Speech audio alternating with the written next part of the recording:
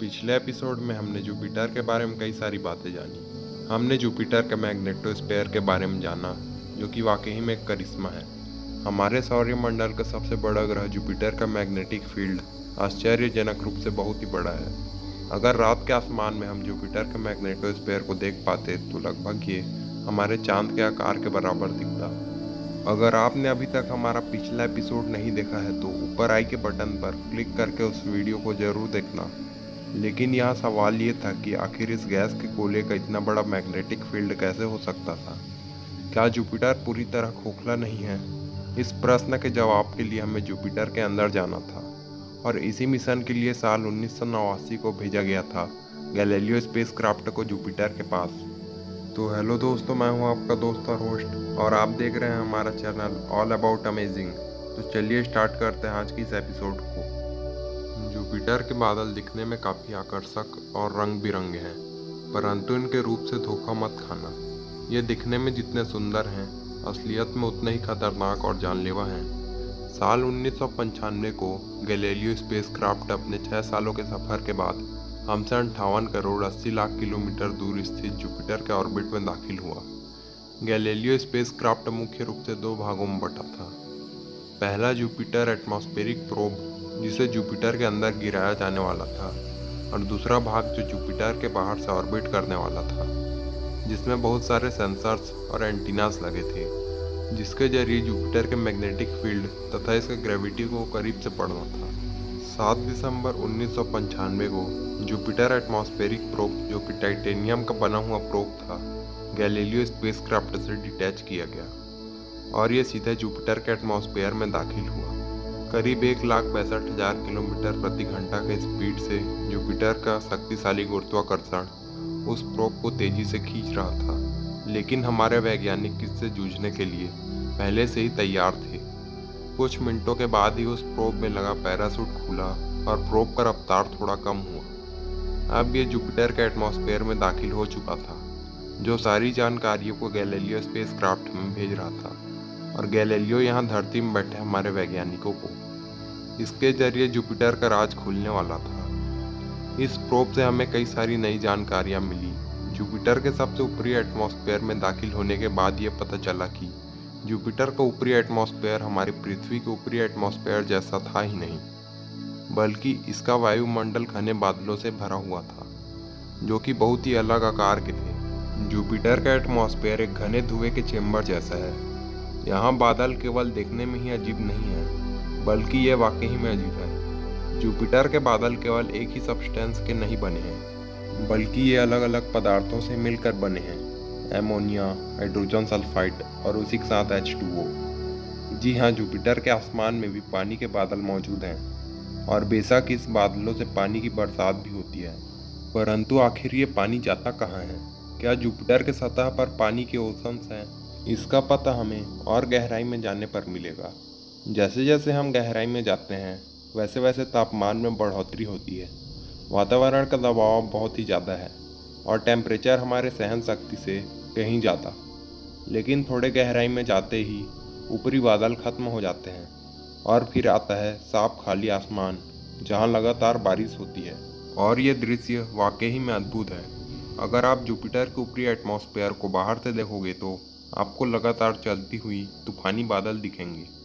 ये ऊपरी बादल एमोनिया से बनी हैं, जो जुपिटर के इक्वेटर के समांतर अलग अलग जोनल बैंड्स के रूप में लगातार अल्टरनेट डायरेक्शंस में बह रही है। इन तूफानी बादलों को जेट्स बोला जाता है। ये बैंड्स अल्टरनेट कलर के हैं। गहरे रंग के बैंड्स को बेल्ट कहा जाता है और हल्के रंग के बैंड्स को जोन्स कहते हैं। तो हम जुपिटर के अंदर थे। जुपिटर का ऊपरी एटमॉस्फेयर खत्म होने के बाद नीचे आपको केवल जलवाष्प यानी वाटर वेपर मिलेंगे, जो लगातार ऊपर की ओर जा रही है। परंतु ऐसा क्यों? दरअसल जुपिटर के गहराई में टेम्परेचर और प्रेशर लगातार बढ़ता है। जितनी गहराई उतनी अधिक गर्मी। ये तापमान इतनी अधिक है कि बारिश की पानी की बूंद नीचे तक जा ही नहीं पाती। यह आसमान में ही गर्म होकर भाप में बदल जाता है। इसलिए जुपिटर की सतह में ओशंस नहीं हो सकता था। लेकिन जुपिटर एटमॉस्फेरिक प्रोब ज़्यादा गहराई तक जा ही नहीं पाया।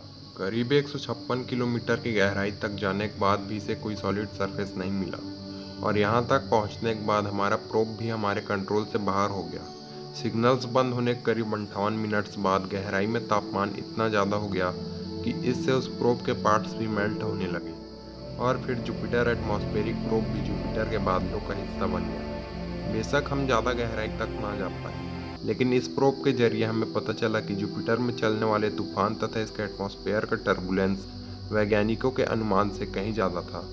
वैज्ञानिकों ने अनुमान लगाया था कि जुपिटर के तूफान करीब 350 किलोमीटर पर आवर की स्पीड से चलती होगी, लेकिन उस प्रोब द्वारा भेजे गए डेटा से ये पता चला कि ये तूफान 360 से 610 किलोमीटर प्रति घंटे की स्पीड से बहती है, जो कि वाकई में बहुत ही ज़्यादा है। गैलीलियो स्पेसक्राफ्ट द्वारा हम जुपिटर के केवल थोड़े से ही हिस्से को खोज सके, परंतु हमें इससे भी गहराई में जानना था और इसलिए साल 2011 को लॉन्च किया गया जूनो स्पेसक्राफ्ट को, जिसका मेन मिशन था जुपिटर के composition, gravity field, magnetic field तथा पूरे मैग्नेटोस्फीयर की पढ़ाई करना। 5 जुलाई 2016 को जूनो सक्सेसफुली जुपिटर के ऑर्बिट में दाखिल हुआ और अपने मिशन में लग गया।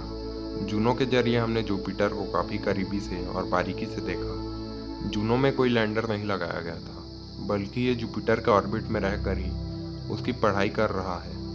जूनो के द्वारा भेजे गए डेटा ने वैज्ञानिकों के डाउट्स को काफ़ी हद तक हल किया और हमें ये पता चला कि जुपिटर का असल में कोई सॉलिड सरफेस है ही नहीं, लेकिन ये अंदर से खोखला भी नहीं है। दरअसल इसके गहराई में एटमॉस्फेयर के खत्म होते ही सीधे एक लिक्विड कोर की शुरुआत होती है।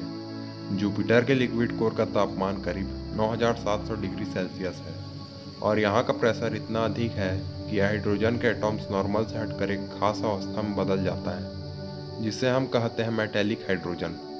हाइड्रोजन का ये फेस एक इलेक्ट्रिकल कंडक्टर की तरह बिहेव करता है और जुपिटर का यही मेटेलिक हाइड्रोजन कोर जुपिटर का मैग्नेटोस्फीयर की वजह है। जुपिटर के तेज घूर्णन के वजह से इस पर कभी सॉलिड सरफेस नहीं बन पाया, परंतु वैज्ञानिक ये मानते हैं कि जुपिटर के मेटेलिक हाइड्रोजन कोर के नीचे यानी जुपिटर के सेंटर में रॉक एंड आइस कोर है, जहाँ का तापमान अविश्वसनीय रूप से करीब 35,700 डिग्री सेल्सियस है। जुपिटर हमारे सौरमंडल का सबसे बड़ा और सबसे अनोखा ग्रह है और एक बड़े भाई की तरह जुपिटर हमेशा से ही हमारी रक्षा करता आ रहा है। तो जुपिटर के सहयोग के लिए एक लाइक करना तो बनता है। तो आज के लिए बस इतना ही। अगर आपको यह वीडियो पसंद आई होगी तो इसे लाइक करने के अलावा अपने फ्रेंड्स और फैमिली मेम्बर के साथ शेयर जरूर करें और अगर आपने अभी तक हमारे इस चैनल को सब्सक्राइब नहीं किया तो सब्सक्राइब करना ना भूलें और उसके बगल में आने वाले बेल आइकन को भी ज़रूर दबाएं, जिससे आपको हमारे इस चैनल पर आने वाले वीडियोस के नोटिफिकेशंस मिलते रहें। तो दोस्तों, हम मिलते हैं आपको अगले वीडियो के साथ। अभी के लिए जय हिंद।